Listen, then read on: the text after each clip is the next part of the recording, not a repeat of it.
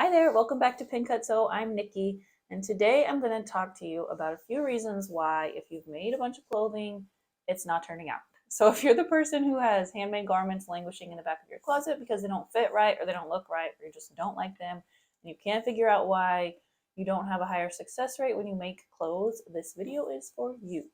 So, let's hop right into it. The first reason why some of your handmade clothes aren't turning out is probably because you're not making a muslin of the clothes that you're going to make. So a muslin basically is just a mock-up of a garment. In some places they call it a toile. If you live across the pond, I think they call it a toile. But here in the US, we usually call it a muslin, and it just refers to the kind of fabric that's traditionally been used to make a muslin. I don't know if you've seen the movie, the amazing movie, Mrs. Harris Goes to Paris. It's a newer movie, and I've seen it twice because I loved it so much. I took my daughter the first time, and we could not have liked this movie more. We loved it, and it's worth seeing just for the Dior fashion, anyway. But there's this scene in the movie where Mrs. Harris is invited into the sewing room, and there's just mannequins everywhere, draped and fitted with muslin garments. That's what muslin refers to. But basically, you just make up the garment in an inexpensive fabric to get all of your fitting right before you cut into your really nice fabric and waste it on garments that don't fit right. So it just helps you see if you like the silhouette on you, if you like the shape of it, if it's going to be long enough, if it's going to be fitted enough, if you need adjustments, if you need darts, that kind of thing, so that you don't waste your really nice fabric by cutting into it without making all these adjustments first. A muslin doesn't actually have to be made out of muslin fabric. It can be made out of anything. We just call it a muslin because that's the traditional fabric that's used for it.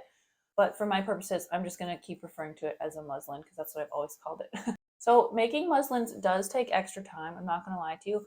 But if you think about how much time you're going to save by not making clothes that you'll never wear, then it actually saves you time. It also saves you money by not wasting fabric that you could use for something that actually fits, because you'll end up with something you actually wear and that doesn't just sit in the back of your closet making you sad.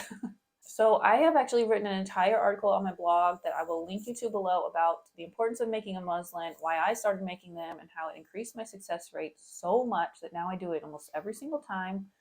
But if you're thinking to yourself, that's way too much work, not going to happen, I'm not going to do it, here's some things that will make it seem easier to you. First of all, you don't have to spend very much money on muslin fabrics. You can go to the thrift store. This is what I do. I just buy sheets from the thrift store. And because sheets come in so many different materials now, including jersey, I buy jersey sheets. I buy flannel sheets because they have more give than like the fancy expensive cotton sheets, if you're ever lucky to find one of those at the thrift store. Those actually don't work as well for muslins unless you're making something out of a fabric that has no stretch.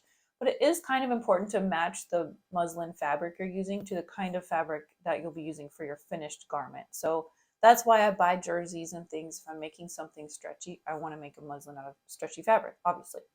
But these just cost a couple dollars at the thrift store, and I can get like 2 or 3 muslins out of one sheet. Okay, you might also be thinking it just sounds like a pain in the butt and you don't want to do it because it'll take so much time. You don't actually have to make the entire garment out of your muslin fabric. You just want to make up the pieces that need fitted. So if you're making a dress, for example, you would cut out the bodice and maybe one sleeve. And if the skirt is fitted, then you can cut out the skirt too. But if the skirt is just a full gathered skirt, you don't have to make a muslin of that because you know that's going to fit. But if you just make the bodice and then you baste it together with long basting stitches, you don't, so that it's easy to make adjustments and take those stitches out. And then you need to put the darts in, of course, but if you're gathering, just sew one row of gathering stitches. You're just kind of slapping it together accurately, but quickly. You don't care that much about neatness. You don't have to finish any seams or anything, just to get the fit right. So then you can make your tweaks and adjustments. So for me, something I always have to adjust is I have a short waist. My waistline is higher than most people. So usually, even when making t-shirts, when I buy t-shirts from the store, I always have pooling fabric around my waist and I hate it. So when I make t-shirts though, I can make them fit me perfectly by just pinching an inch out of my pattern piece there at the waistline. And sometimes I have to make a full bust adjustment, but not every time. And that's something I always make a muslin because those two adjustments are ones that cannot be made after a garment is finished. They have to be known beforehand. So some things you can tweak, like the side seams are too big, whatever, you can just take those in. But full bust adjustments, waistline adjustments, you can't make a garment longer after the fact unless you add a ruffle. But muslins will just save you from crying when you realize later that you needed adjustments that you didn't make because you didn't want to make a muslin. This is especially important in pants. Pants are probably the fitting thing that most people struggle the most with. I know that's true for me.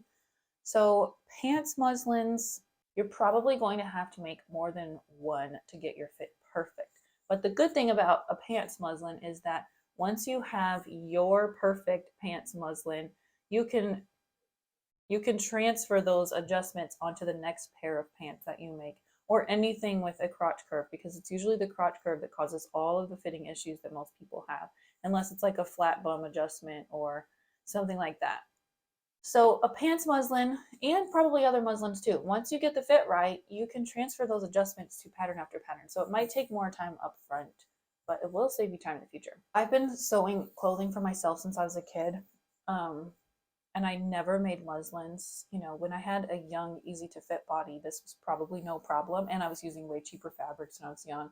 But about 5 years ago, I started realizing that I had a lot of clothes I made that were beautiful, but they were just not getting worn at all. And it made me bummed out. So I started making a muslin every single time. And I'm not kidding, my success rate went up to almost 100. So I really think that this is something worth doing. And now I really take my time. And I think that people in America and probably other cultures now, we don't like to take our time. We want instant results. This is why I'm not a knitter, because it takes too much time and rather just sew something. But if you just take the time up front, it really does save you time, and you can really learn to enjoy the process. I promise.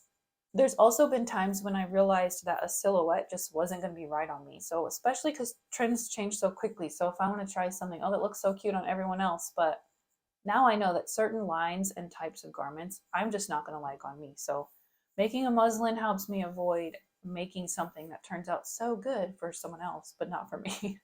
Okay, so if you're going to make muslins and then you think to yourself, but then I don't know what to do, I don't know how to make those fitting adjustments, one good book I recommend for fitting is called A Fit for All People. Mine is spiral bound, but you can find it on Amazon. It's been around for a very long time. I will link to that in the comments because it's my favorite fitting book. Okay, the second reason why your garments might not be turning out is because you're picking the wrong fabrics. This is a classic rookie mistake. Every time I've taught someone to sew and I take them to the fabric store, they always pick fabric first that doesn't necessarily go with the pattern they have picked. And I remember shopping with my mom, and she would have to really steer me away from like the cute cotton, stiff cotton prints, because they just won't go with the flowy skirt that I've asked her to make for me, you know? So this is a common problem. People pick fabrics visually first. That's their first criteria, when really their first criteria should be the drape and feel of the fabric and how it behaves. And then you look for your print and your color. So it's very, very helpful to know how fabric moves and behaves. So if you're trying to make a crisp 50s dress and you have chosen a flowy rayon, and you're wondering why the pockets are drooping, or why your button front is just like kind of drapey and all over the place, that's because you picked the wrong fabric. Or if you're trying to make something flowy and you've picked a cotton and your skirt just stands straight out like this, because you picked the wrong fabric. So if you're really unfamiliar with fabrics, just start looking at all the tags in your own closet. If you really love the feel and drape of something, then go see what it's made out of, and you'll start to know the difference between cotton, polyester, jersey. You'll start to notice that linen will make something a little bit more crisp, while spandex will make something a little bit more stretchy. And so then you can start to translate that into the kinds of garments you're wanting to make. And when you go to the fabric store, you'll kind of know how things will turn out based on how the clothes already feel that you already have and like. This will particularly help you when you're shopping online, because it's hard to even know what you're getting online. Sometimes I still order fabrics that I think are going to feel one way and they don't. And so when that happens to you, instead of just carrying on with your original plan, try to find a pattern that will fit the fabric better. And then just find a different fabric that feels right for the pattern, instead of trying to make a pattern fit with a fabric that's just not suited for it. There are also a few books out there to help you with this. One of them is called, let me see, what is it called? Fabric for Fabric for Fashion, the swatch book. This came out several years ago, and I remember when it came out. It's very cool. It actually has little pieces of fabric in it, so you can feel them.